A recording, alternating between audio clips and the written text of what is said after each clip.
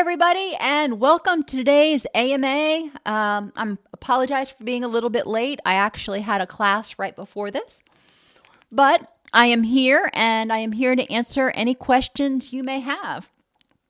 See, we've only got 7 people here today, which is a little low, but I expect being a holiday week that people are having other things to do besides hang out on YouTube with me. So I'm not going to take that personally. What questions do you have about mental health? I'm here to answer questions about all things mental health and wellness that are within my scope. Remember, I am not a medical doctor, so I cannot and will not give advice on particular medications. However, I do use a holistic approach. So looking at, for example, the impact of hypothyroid on mood and cognition, that's something I definitely focus on. Hello, John and Siren Song.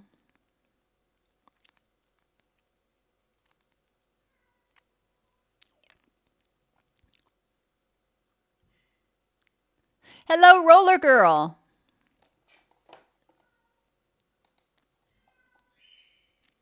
Hello, Muhammad. Good to see you.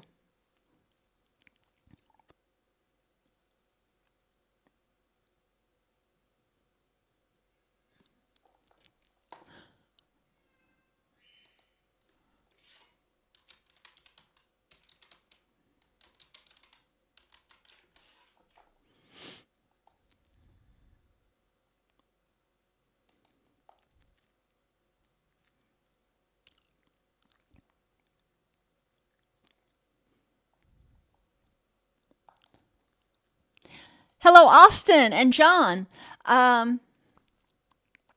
Siren Song, I wouldn't think that it would cause a psychotic episode because Abilify is used to treat a variety of disorders, not just bipolar. So that would definitely be something you'd want to explore with the treating physician. You are quite welcome, GJ. Glad to see you.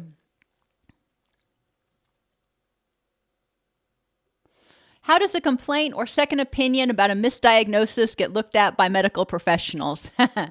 Well, let me say how it should get looked at is let me learn. Let me explore. I don't know everything about everything, so get a second opinion to see if somebody else knows something I don't. That is the patient-centric response. In reality, a lot of professionals, and I use that term loosely, in my experience, have gotten defensive if confronted with a complaint, second opinion, contrary research, etc. Some of them are very open, but unfortunately, it's been my experience that the majority tends to not respond as well. And that's not okay. If a clinician thinks that they know everything and they're not willing to consider other options or other explanations, then in my opinion, that may be a bad fit for a clinician, for you. They may know a lot about a lot of other stuff, but they may not understand. And we went through this a lot with my daughter before she got her official diagnosis with POTS. Having doctors repeatedly say, oh, it's an anxiety disorder. And we knew good and well it wasn't. There was something else much more nefarious going on, if you would. And a lot of physicians just ignored us. They're like, well, I don't know what you want me to tell you. So unfortunately, for a lot of people, you've got to go out and do your own research and be willing to advocate for yourself and get a second opinion. Their feelings are not your responsibility. Your health is their responsibility, my opinion.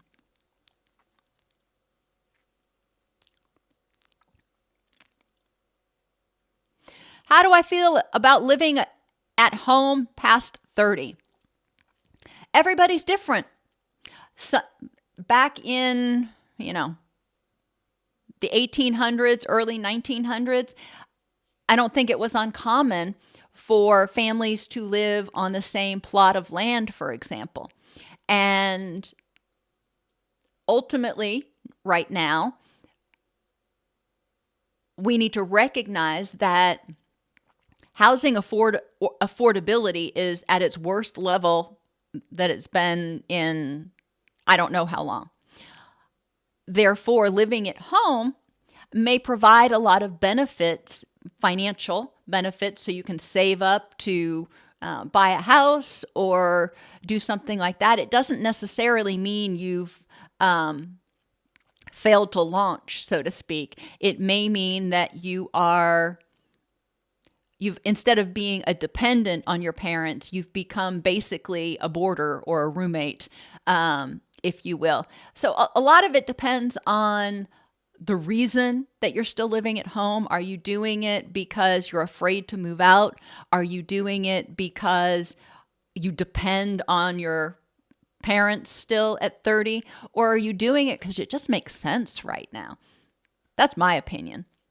But again, it's only an opinion.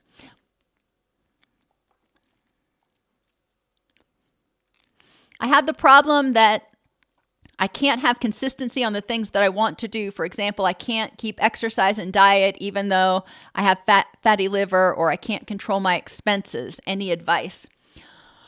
Well, I would look at your motivation. When we have to change something, exercise, changing our diet, that's not stuff that's really all that fun. Doing what you're doing right now is probably more enjoyable. There's a technique called the decisional balance exercise, and you write down the benefits of, for example, changing your diet and the drawbacks of changing your diet. And then you write down the benefits of keeping your current diet, in what way is it beneficial, and the drawbacks to keeping your current diet. And ultimately, you want to try to minimize the negative impact of change and try to make that change as motivating and rewarding as possible. You may try working with a coach or a counselor that can help you break down the goals instead of trying to make huge changes all at once. Make gradual, small changes that you can actually stick to. Instead of changing your whole diet, maybe cutting back on certain foods or a certain food, and then the next week cutting back on something else or adding, a healthy food or what have you. I would also be curious to sit down and look at, when you say you've tried to change these things, what has your change plan looked like, and whether you're falling into some of the common change traps of changing too much, not having enough rewards when you do make those changes, because change is uncomfortable. Those are all things that I would look at. And recognizing, I would encourage you to consider changing your language from I can't to I don't. You can.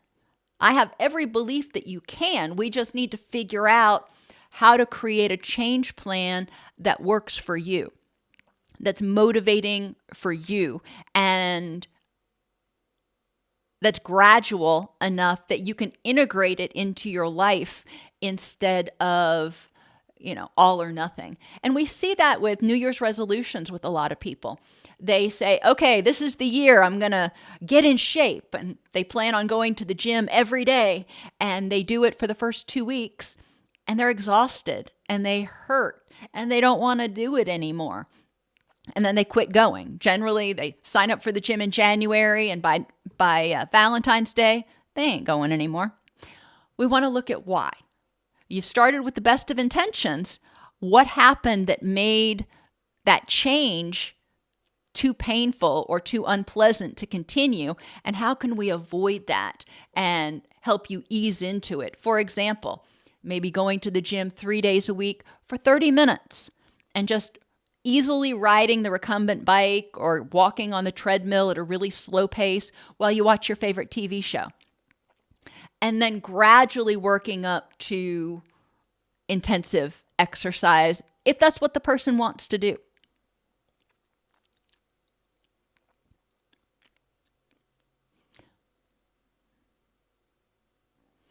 And I would disagree, Sam.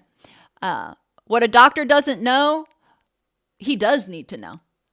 We need to know what we don't know. We need to be aware of our own ignorance and our own blind spots. And we need to be willing to refer out.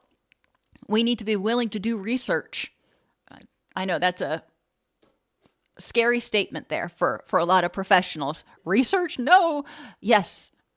PubMed, make it your friend. It's important to be able to stay up on current research and be able to explore different explanations. When I went through graduate school, we were taught that people were depressed because they had unhelpful thinking styles. Period. End of story. And that's not it.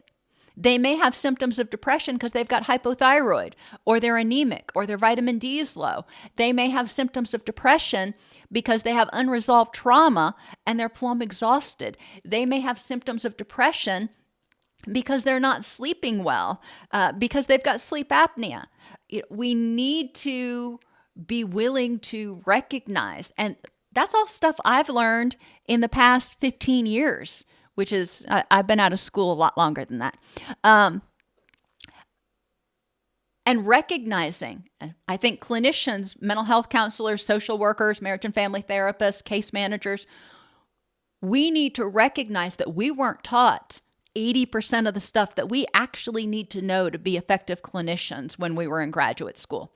I'm sorry, that's just the way I see it.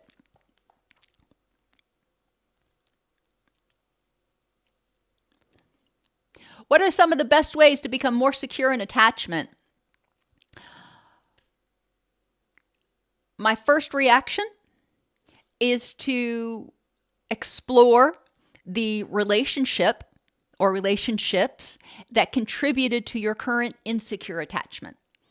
Now, insecure attachment often develops as a result of parental interactions, but not always. Sometimes you may have had great attachment to your parents, and then you had a really wickedly dysfunctional relationship in adulthood that made you question everything. So we can have our attachment disrupted later in life, which is why I say evaluate where that anxious attachment started. And if it started in childhood, then it's going to be important to do some inner child work so that inner child can feel safe. So you can feel safe in your own skin, and to develop a secure attachment with yourself. So you know that you're empowered. You're consistent with yourself. You're mindful. You check in. You're not mean to yourself one day and nice to yourself the next. You're consistent. You are attentive to yourself. You pay attention to what you need, what you want. You give yourself credit where credit is due.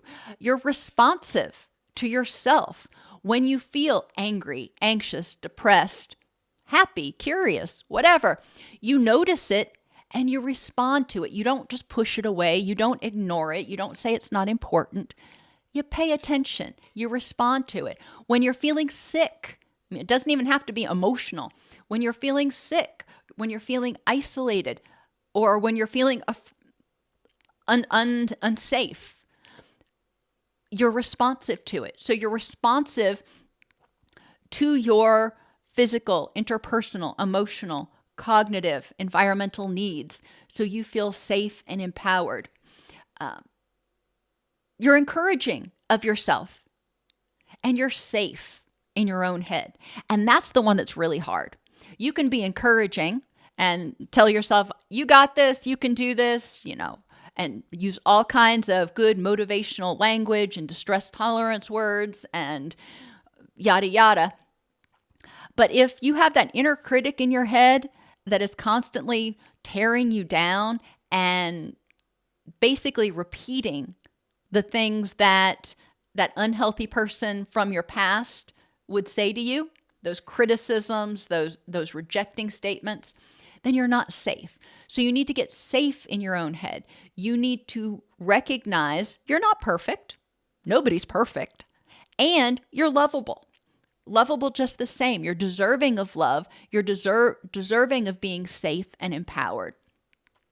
Once you start feeling secure in your attachment with yourself, that's the first step, in my opinion, to building self-esteem. You feel empowered. You feel confident. You're aware of your needs. You're living authentically. Oh my gosh. And yes, we are wired to be in relationships with others. We're not wired to be hermits. However, when you're not fearful of rejection, then it's easier to go out and meet people. It's like, great, we spent some time together. I got to know you. I made a good friend. That's wonderful. If you like me and want to continue spending time together, that's wonderful. If you don't like me, you're lost. Ultimately, you're lost. Your worth, your value, your oxygen that keeps you going as a person is no longer based on other people's opinions. It's based on you and your own opinion of yourself. But going back to that relationship, whatever that anxious attachment relationship was, it was traumatic. And it's going to be important to process those traumas, because when people in your current life do things, say things similar to that toxic person from your past, it's going to trigger those memories, and there may be this sudden wave of anxiety. Check it out. Facts in this context at this time. This person made this facial gesture or used this saying that just is like fingernails on a blackboard. Okay. Acknowledge it. I felt uncomfortable. Is it because this person is dangerous or getting ready to abandon me based on facts in context at this time? Or am I remembering being in that situation before with that toxic person? And my brain is saying, well, you remember the last time we saw this, it didn't go well. Well, that may be true. That doesn't mean that this time it means the same thing. So facts in this context at this time is always a fallback. And it's going to take time. Go slowly, gradually, as you restore your boundaries.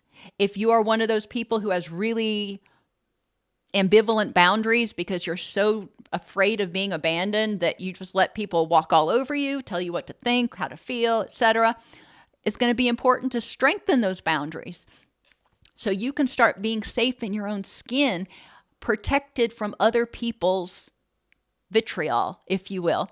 And, you don't have to agree with them. You can like them and disagree with their opinions. And that's so important to recognize as you're putting boundaries up, that, okay, it's okay for me to say these are my feelings, even if they are not in agreement with yours. It's okay for me to say that.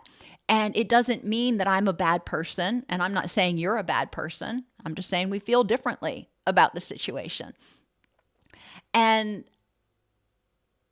that's a big step. Once you have that secure attachment with yourself, it's a big step to start being authentic with other people and letting them know what your thoughts are.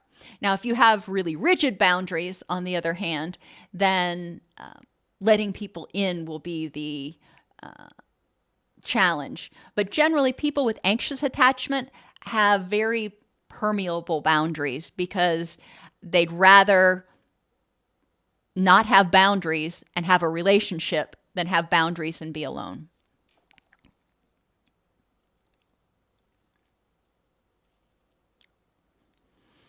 Is anhedonia more common in midlife?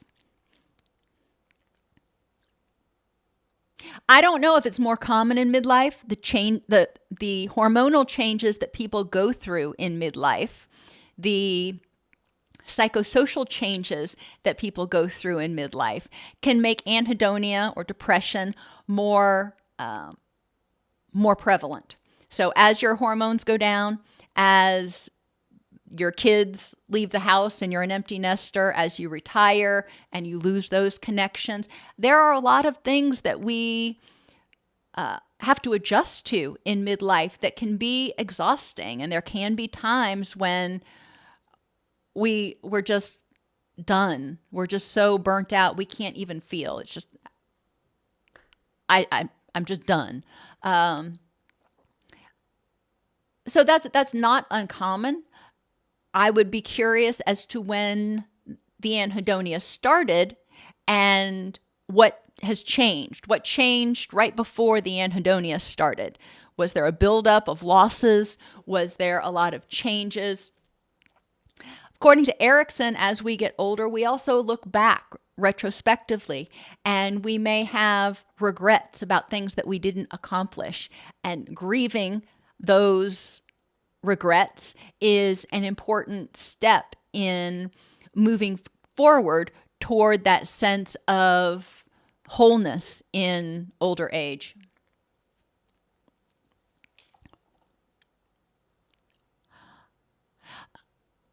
Yes, dream life. I do have a lot of videos that are useful. I actually have a playlist on YouTube that is the NCE and NCMHCE review.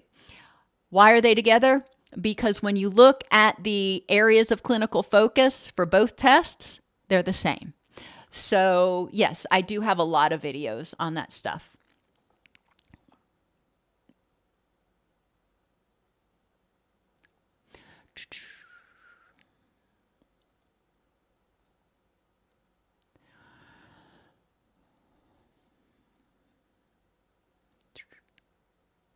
A year before I was diagnosed with ADHD, I expressed concern about my executive functioning. He said, I don't believe in ADHD. So I didn't get diagnosed until 2 years later. And I'm sorry that happened to you. Unfortunately, it happens all too often, especially for adults who didn't get diagnosed with ADHD as children. And there's a lot of research that indicates that people with milder levels of ADHD, not the super extreme ADHD, but milder levels, develop compensatory mechanisms in childhood and adolescence and are able to kind of hide, if you will, or mask their symptoms. So it's not as blatantly obvious to the onlooker. But if you really know the person, you'd be able to pick up on it. One thing that I found really helpful with doctors is if you think you've got something, whether it's ADHD or POTS or whatever, find the diagnostic criteria for it. Write the diagnostic criteria down, on a Word document or something. And then for each symptom that you have, write as evidenced by. So difficulty with attention, as evidenced by. Failing to complete tasks, as evidenced by. Type it all out, or put it in the document, print it out, take it to your doctor, and hand it to them, and say, these are my symptoms. And it's a lot harder for them to argue when you've got the diagnostic criteria right there, and you've got explanations for how you are demonstrating or experiencing that symptom. I have never had a doctor argue with me when I've done that. So I've pretty much started doing that. Every time I go to a doctor, a new doctor, I write everything down and I get all my data together. And I wish we didn't have to do it that way, but the way our medical schools are right now, we do. There was one study that indicated that most doctors have made their diagnosis within 30 seconds of you talking to them. I'm like, I haven't even said hi, hello, how are you in 30 seconds. Are there any clear-cut signs that someone is not bipolar? Well, in order to be bipolar, you have to have had a hypomanic or a manic episode. So if you haven't had one of those, then there's a chance you're not bipolar. It may be that you haven't had that episode yet. Not everybody, well, it's very uncommon for people to have a depressive episode, then a manic episode, then a depressive episode. You may have 8 depressive episodes and then a manic episode. Unfortunately, one of the tells for those people who have a lot of depressive episodes and haven't had a manic episode yet, if they get put on antidepressants, it often triggers a hypomanic or a manic episode. Not always, but it's pretty common. They've even got it in the little insert in the box of the antidepressants. So there is no clear-cut way. I guess that's the short answer to your question, because saying you haven't had a manic or hypomanic episode yet doesn't mean you don't have the ability to have one. There may be some genetic testing that can be done. I don't know about that. I would encourage you to research that to see if they've developed any way to determine that on a genetic basis.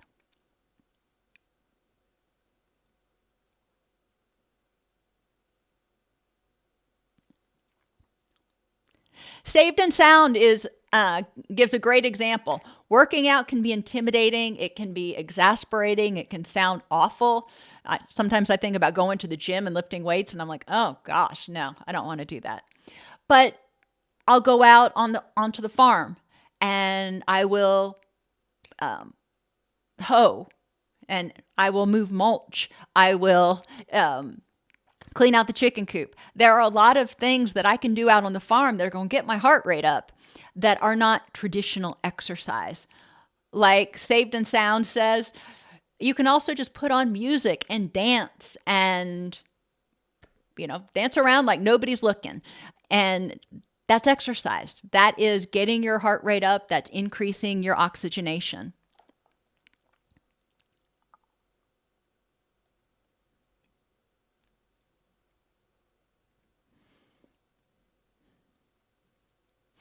Hello, Hotcake. Good to see you.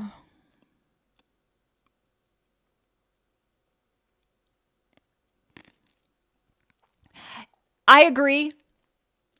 I don't like any of the reality shows, but Biggest Loser and Intervention are probably 2 of my least favorite shows for a variety of reasons. But I agree. That puts a lot of pressure on people to lose weight unhealthfully. And yeah, so enough said. I agree with you there.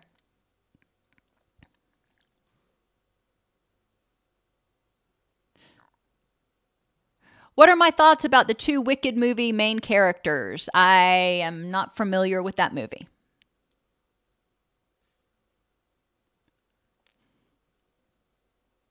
Thank you, Saved and Sound. That's sweet.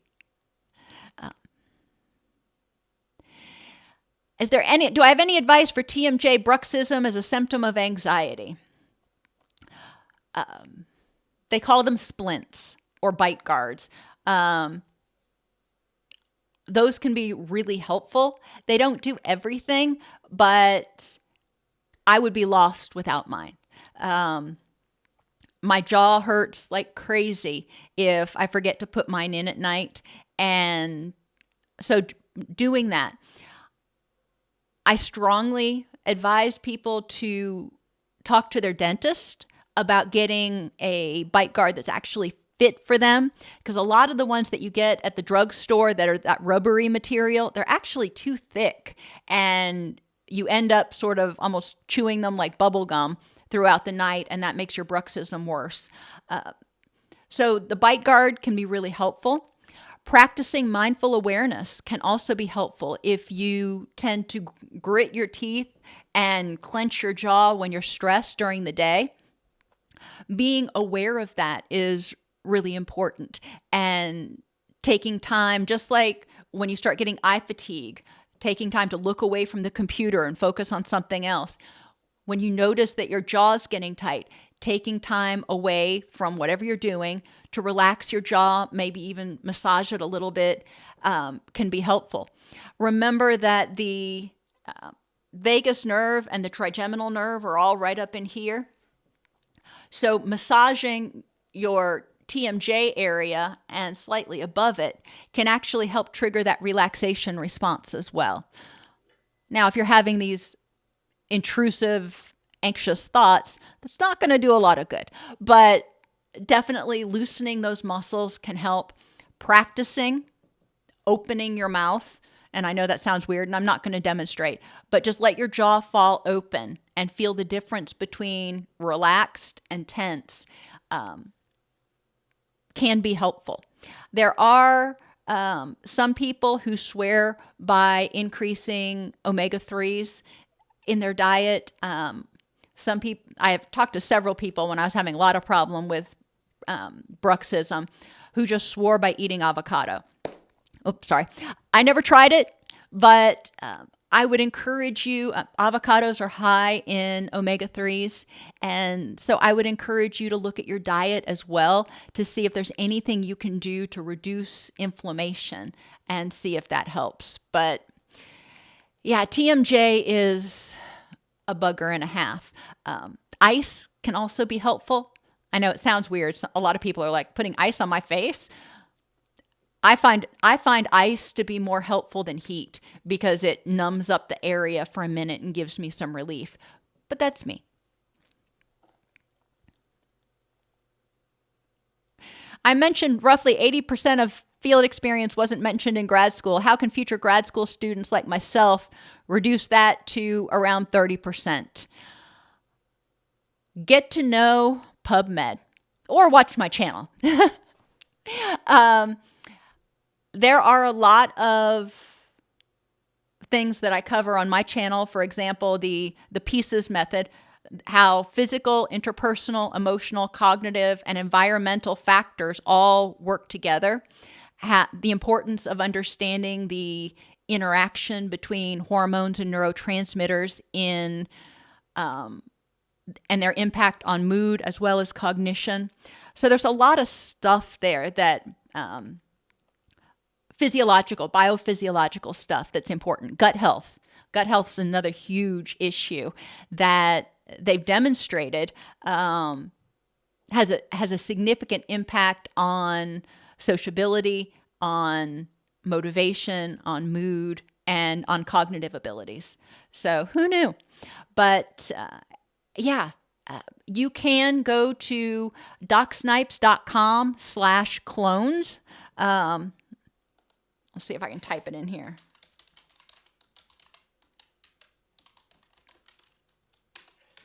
And try out the clones that I have. You can ask my clones anything. They've been educated with over 1,500 hours and 10 million words of content.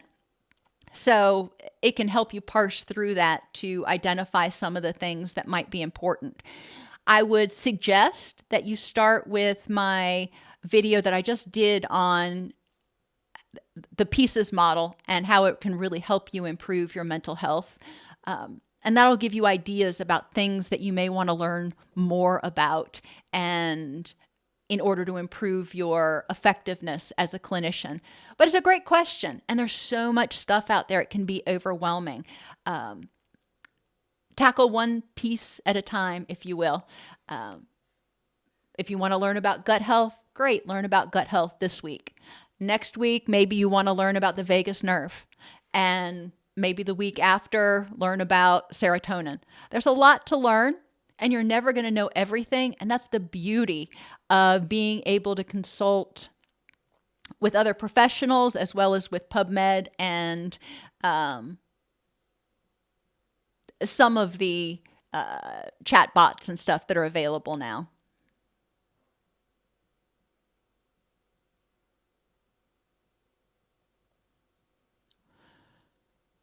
What are some stress tolerance words? calm, breathe. I mean, my stress tolerance phrases are something like, you've got this, or this sucks, but you've got this. One step at a time. Things that I can tell myself. So when I recognize that this too shall pass, a lot of them are platitudes, if you will, but some platitudes ring true for you. And like this too shall pass, that rings true for me. I've been through some crap and I've survived it. And I've recognized that, yeah, it hurt. It was unpleasant. It was horrible for a time, and it passed and I got through it. And would I want to do it again? No, but it didn't break me. And that's what's important in stress tolerance thoughts, is really finding phrases that resonate with you based on your past experiences that remind you of your strength, your power, and your safety.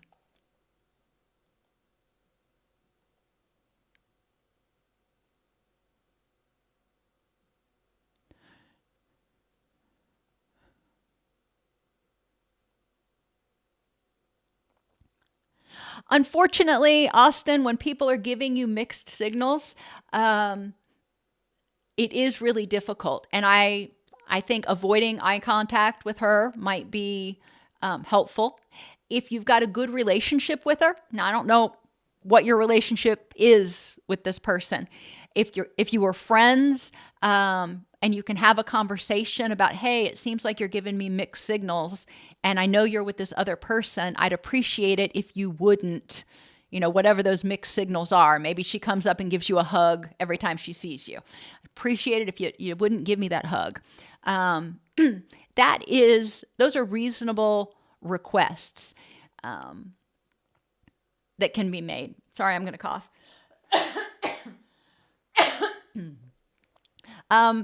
Other people, if you want to jump in with other suggestions for Austin, yes, not making eye contact can be helpful. Taking a break can be helpful. Identifying something else to focus on when you are around her can also be helpful. If you're at church, focusing on what the pastor's saying, or having a particular Bible verse that you repeat to yourself, going with somebody else, going with not necessarily a girl, but going with somebody else, so you have someone to talk to, someone to connect with, to distract you from whatever she's doing, can also be really helpful.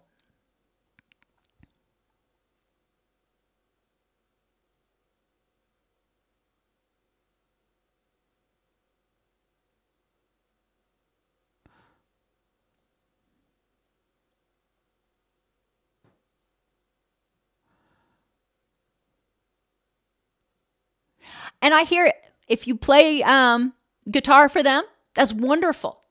Focus on your music. Don't look at her when you're playing. One of the things that it seems like, I'm not a musician myself, but musicians that have been friends of mine have indicated that when they're playing their music, they are expressing themselves and they are in this state of vulnerability.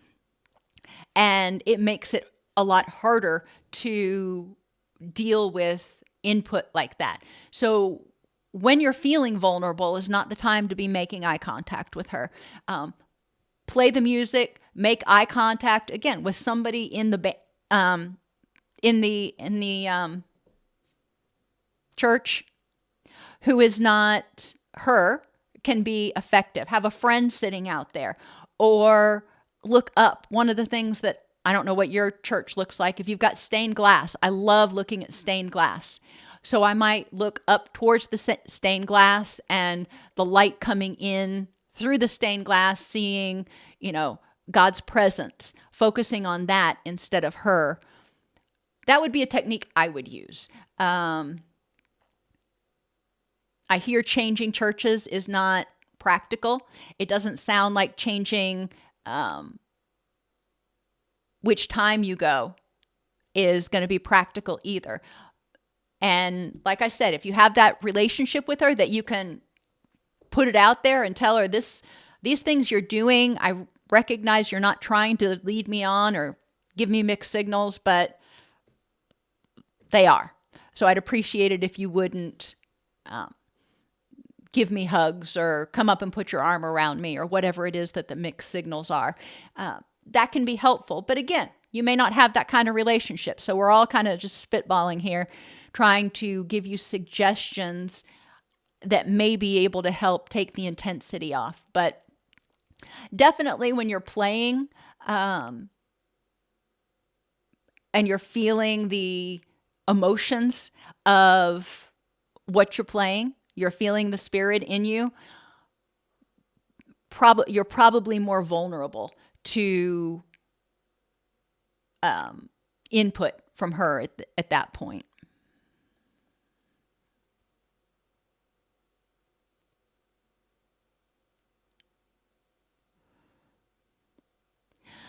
The Bible says, honor your mother and father. That's where I'm stuck, because when I set boundaries, she turns my world upside down.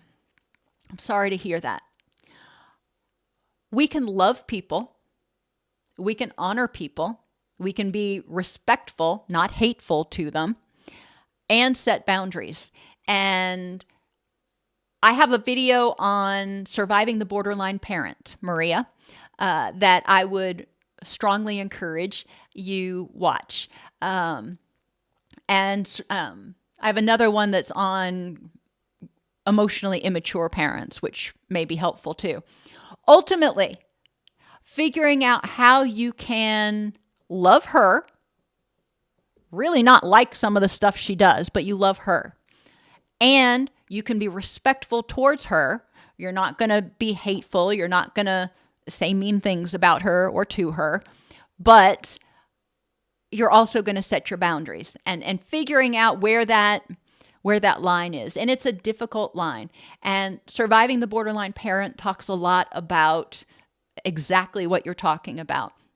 When you start setting boundaries with somebody who has abandonment anxiety, they will often turn it into chaos and turn your world upside down. It's a great book. If you want to get it, you probably can get it used on Amazon. But it's a great book if you don't want to watch the video, or you can do both. Whoops.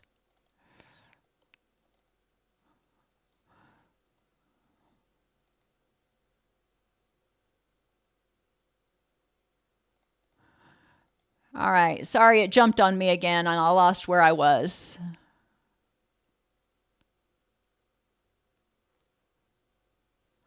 Anhedonia can be caused by hormone changes. It can be caused by sleep changes. It can be caused by trauma. It can be caused by negative cognitions. There's a lot of things. Anhedonia is basically the inability to feel emotions. You're just kind of flat. You're blah. It's gray. And that happens when your neurotransmitter systems get dysregulated. And that happens as a result of ongoing physical, emotional, or cognitive stress.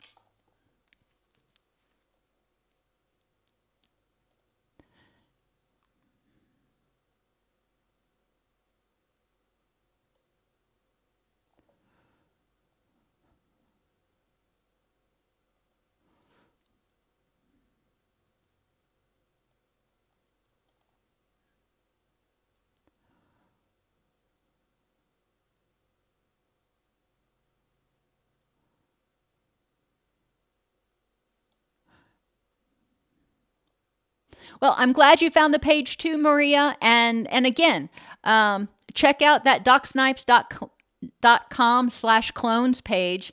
And you can ask questions and get some feedback even after this Q&A is over. And hopefully it'll lead you to videos on the channel that continue to be enlightening for you.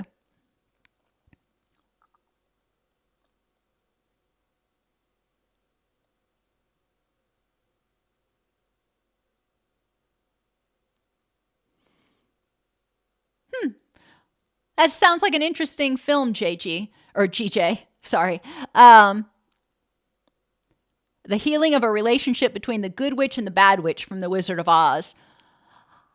That has a lot of very interesting meta concepts that could probably be discussed for hours in a graduate class, but well,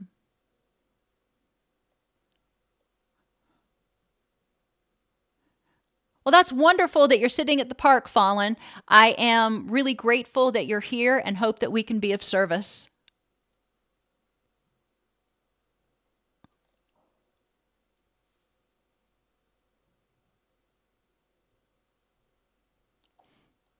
And John, it's kind of interesting that you point that out, because the worse we feel mentally, oftentimes the more we gravitate toward high sugar, high fat foods, because that promotes activation of serotonin and dopamine in our brains.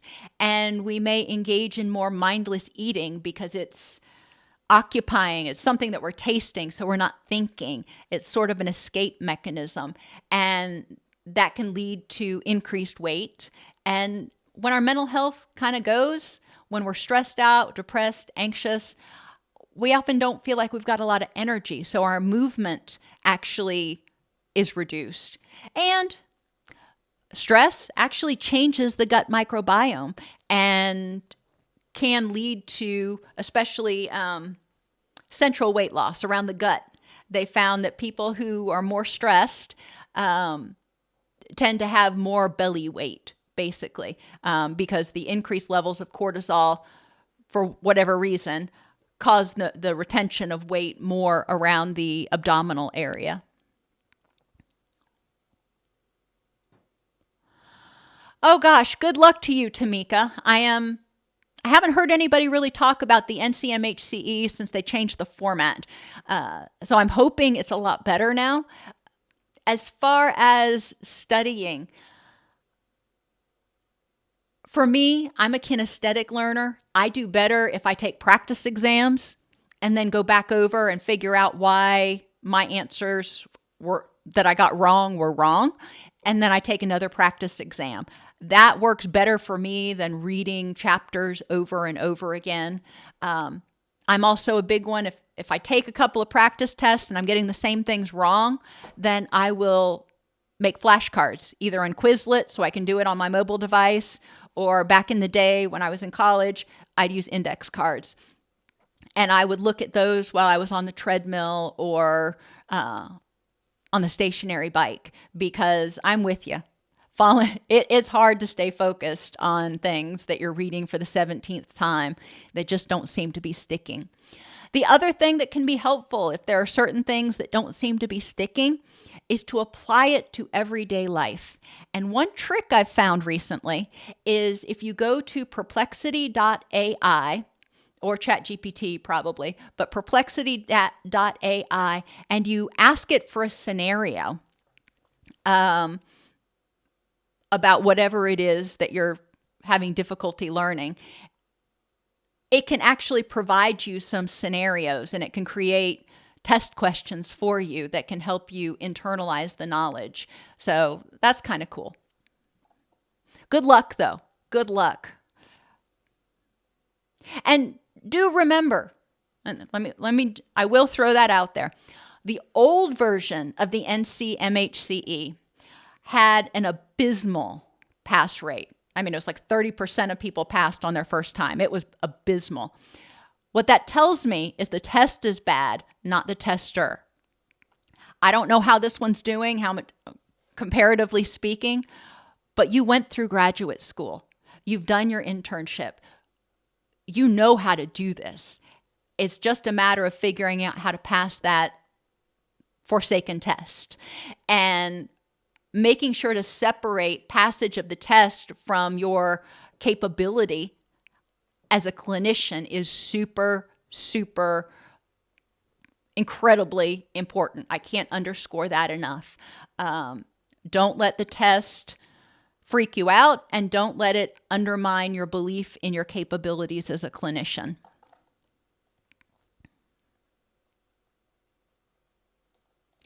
Alrighty, everybody.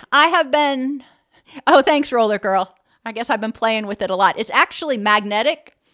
So I guess that's why I've been messing with it as much. I need to be better about that. It's my new worry stone, I guess. Anyhow, I hope everybody has an absolutely positively wonderful rest of the week. And if you celebrate Thanksgiving, a wonderful Thanksgiving. And I will see you all next week. And we will be doing the live on Monday and the